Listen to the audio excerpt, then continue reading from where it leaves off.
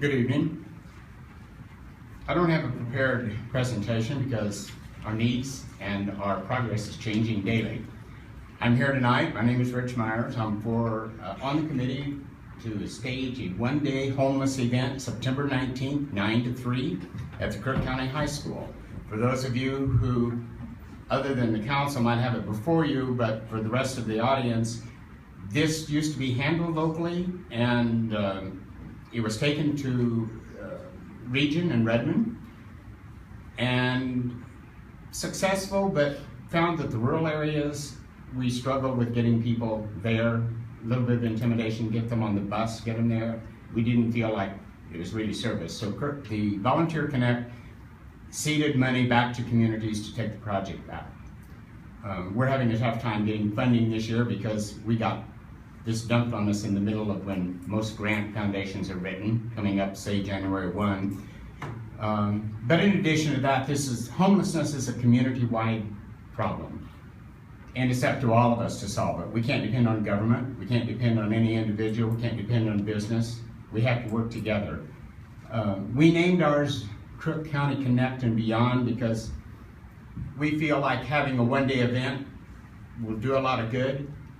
But if we can do something to give a hand up to get people off the streets, get them where they can get an ID, they can get a job, they can become productive citizens, we feel like that's a service we can do to the community, in addition to just the fact that since the recession, probably every one of us here has seen somebody who was directly affected when they never thought they would ever be in a situation that they would lose their home, their job, everything about it. We've had a lot of sad cases. We have a budget of $15,000, which we last week had to revise to about $17,000. We were given $1,000 for Volunteer Connect. I was before the county last week.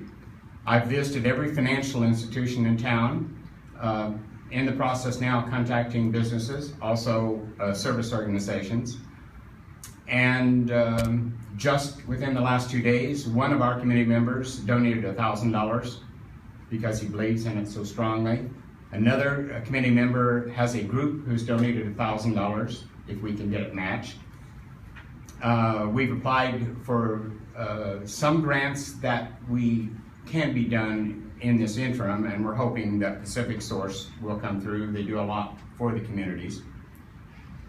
We're asking the council for $3,000, and we believe it's a good investment because, again, it affects everyone. It affects businesses, it affects the police department, and those of us who know just the sadness of, see, if you walk in the path down the park and you see how many people are homeless, we'd like to see them have a chance to get a job, get a home, and get on with their life. One of my things is we have different opinions on how we solve social things such as this. Some don't want the government to do any. Some thinks the government should take care of it totally. But I sort of put that aside and I focus on one thing that I think we can all agree on: our youth. Crook County has a higher percentage population of homeless youth than the average in Oregon. In fact, it's quite a bit higher.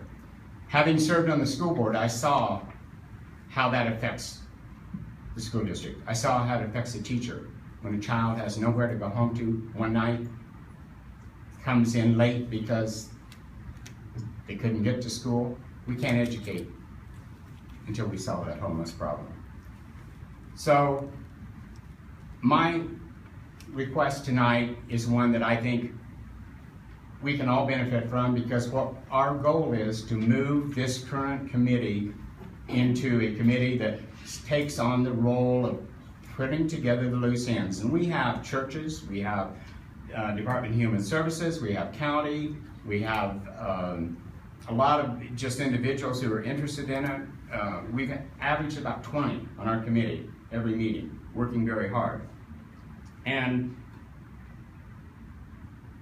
it's sort of a case of get the chicken or the egg. We had to find a place and we had to get people committed because we've got medical, visual, dental, contacts with social services. We're trying to make it an event that parents can have the opportunity to talk, so we're going to have a jump house for the kids, and have licensed daycare people take care of them, so people can get the services they need.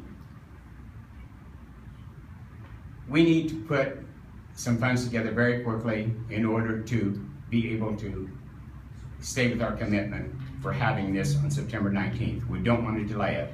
Recently, we were very fortunate to have Bill be very active on our committee, and his PR is great. He sent out contacts for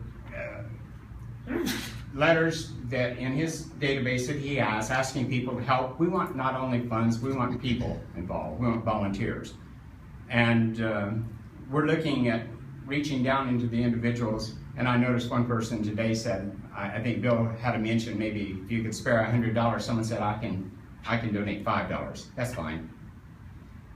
My point about it is, everyone needs to pitch in, and we'd like to see like I told the judge and the commissioners last week, we want to see people there being concerned that every citizen in our community deserves the opportunity to live in a healthy environment and have food. And if we can give them a hand up, that's what it's for. So I urge you to seriously consider our request. If you have any questions, I'll try to answer them. I am the deputy project leader.